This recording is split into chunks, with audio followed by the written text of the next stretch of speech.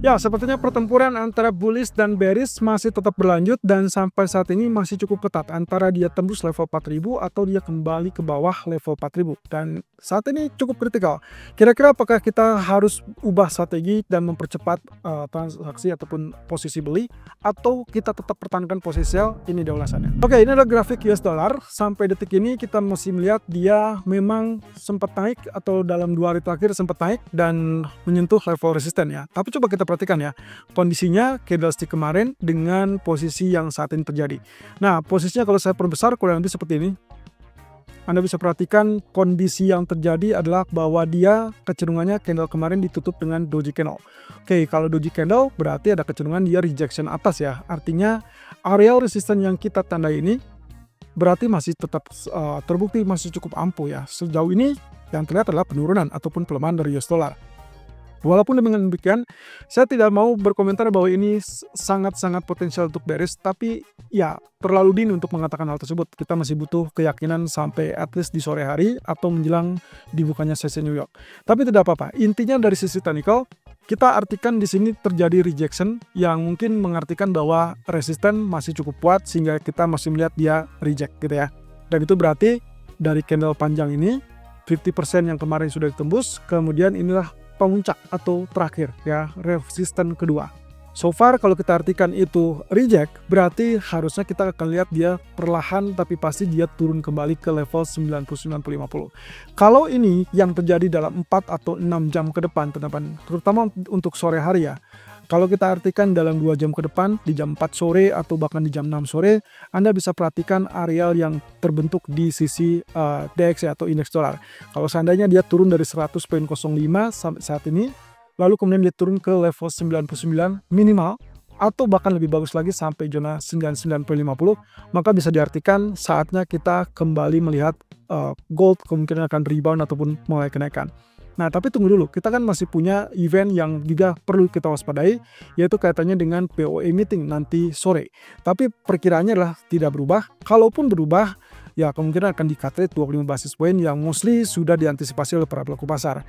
Nah, kalau begitu akan terjadi rebound di situ dan kita mungkin bisa manfaatkan. Tapi terlebih dulu kita juga harus perhatikan apa yang akan terjadi dari sisi US dollar tersebut.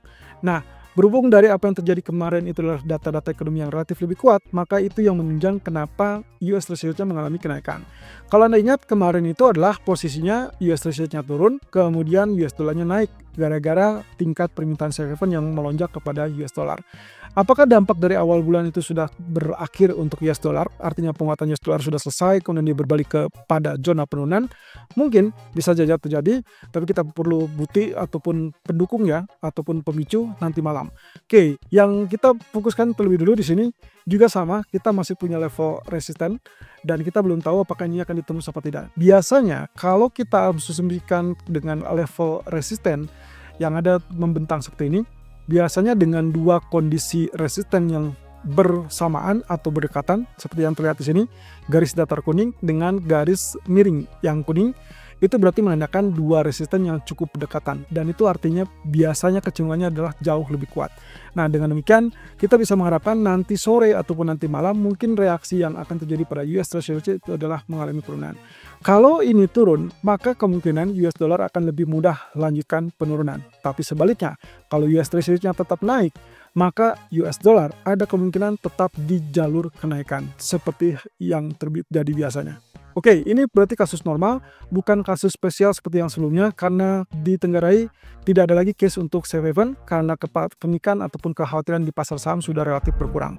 Oke, kembali ke sisi pound sterling karena memang nanti sore atau nanti malam kita akan dengarkan pernyataan dari Bailey ataupun bahkan MPC vote dari BOE meeting, maka yang perlu Anda perhatikan sudah 6 kali berturut-turut dia mulai penurunan, berarti otomatis secara teknis ini sudah diantisipasi. Artinya, kalau misalkan tidak ada pergerakan ataupun keputusan yang menyinggung ataupun bahkan membalikan keadaan atau setidaknya surprise, maka kemungkinan ini akan selesai dengan sendirian dan rebound ke 1.3130-an.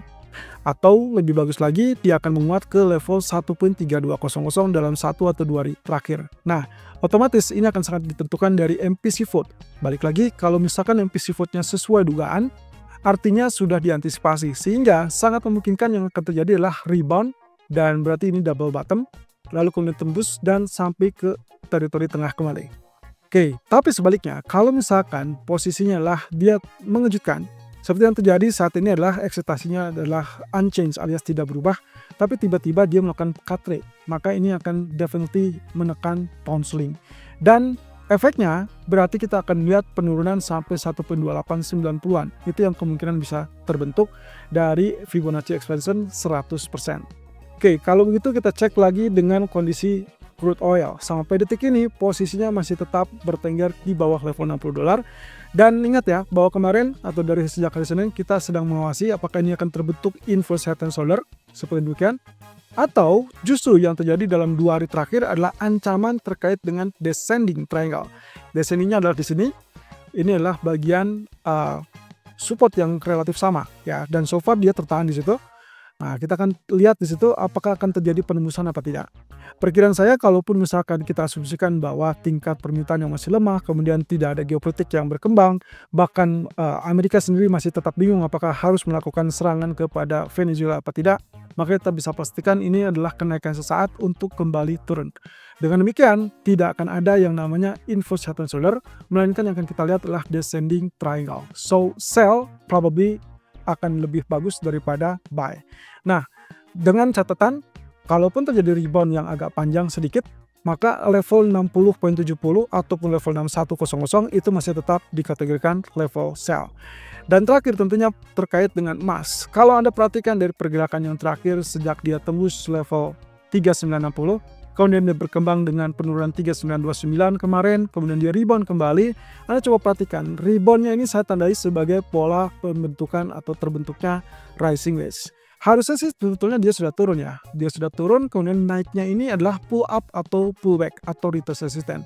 Walaupun saat ini dia agak sedikit di atas zona orange yang kita tandai di 3990. Tapi tidak apa-apa. Yang terpenting adalah yang memungkinkan untuk terjadi penembusan. Kalau memang ternyata dia tembus di atas level 4000, baru kita artikan dia berubah tren dan sangat memungkinkan untuk lanjutan dari pola yang kita singgung sebelumnya, broadening wedge. Tapi di pola kecil ini kita asumsikan so far kalau misalkan tidak ada tanda-tanda untuk tembus di atas 4000, maka yang kita artikan di sini adalah masih tetap konsisten dengan potensi sell. Tapi hati-hati, karena konsekuensinya adalah dia sudah sampai ke 3998, maka selisihnya hanya tinggal $2 saja. Nah, praktis di situ saya perlu ingatkan kembali, peluang dari pola broadening wedge yang terjadi atau terdeteksi dari sejak 1 minggu terakhir, itu adalah yang pernah terjadi di beberapa waktu yang lalu. Contoh dasar di tanggal 13 Agustus di areal grafik yang sama, time frame yang sama, H1, Anda bisa perhatikan yang pernah terjadi di tahun 2025.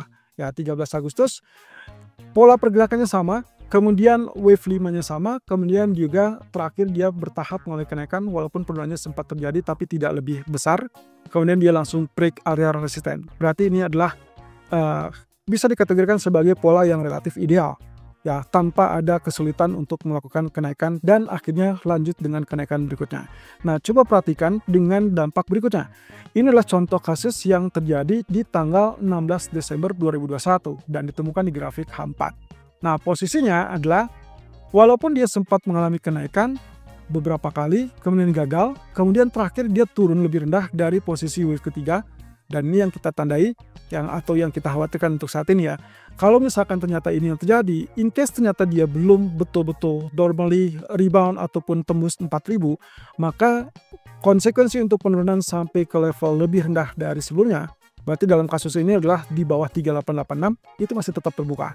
Nah, tapi dengan saking dekatnya areal tersebut, areal yang cuma selisih 2 poin di 4000, berarti mungkin saya akan ambil kasus yang mendasar di grafik tanggal 13 Agustus 2025.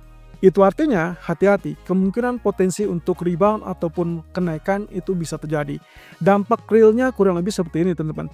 Artinya kalau misalkan teman-teman lihat pola pergerakannya yang sudah menyusun strategi seperti demikian, dan ini diartikan sebagai titik E ataupun titik kelima, maka perhatikan swing low-nya tidak lebih rendah daripada titik E tersebut. Ataupun bahkan tidak rendah dari titik ke C ataupun titik ketiga.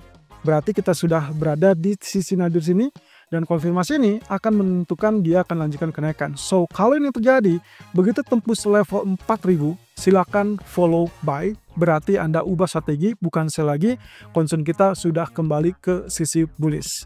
Atau Anda bisa lihat pergerakan seperti ini. Ini yang relatif mulus juga. Contoh kasusnya adalah seperti demikian. Nah, ini juga yang pernah kita bahas. Jadi kemungkinan kalau misalkan lihat dari perkembangan nanti malam tidak ada data ekonomi, otomatis di sini bisa saja pergerakan penurunannya sudah relatif terbatas. Berarti kita tidak lihat lagi, tadi kita titiknya 3 di sini, berarti 5-nya di sini, dan itu berarti of course memungkinkan dia untuk melanjutkan kenaikan. So, hati-hati.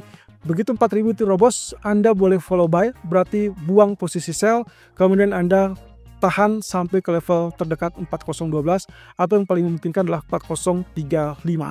Kalaupun misalkan areal hijau ini betul-betul berhasil tembus, maka yang terjadi selanjutnya adalah kita akan lihat secara progres bertahap dia akan lanjutkan kenaikan.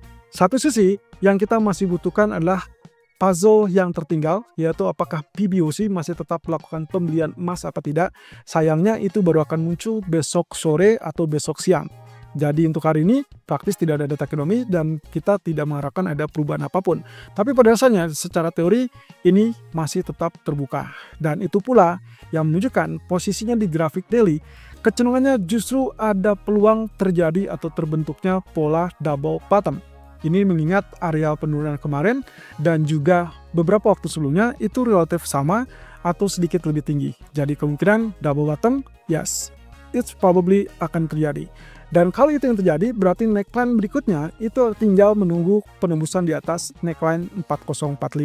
So, kalau misalnya itu terjadi, silakan ubah dan bertahan dalam posisi buy. Tapi kalau belum ditembus 4000, Anda boleh pertimbangkan sell, tapi pastikan terlebih dulu Anda pasang stop loss di atas level 3998.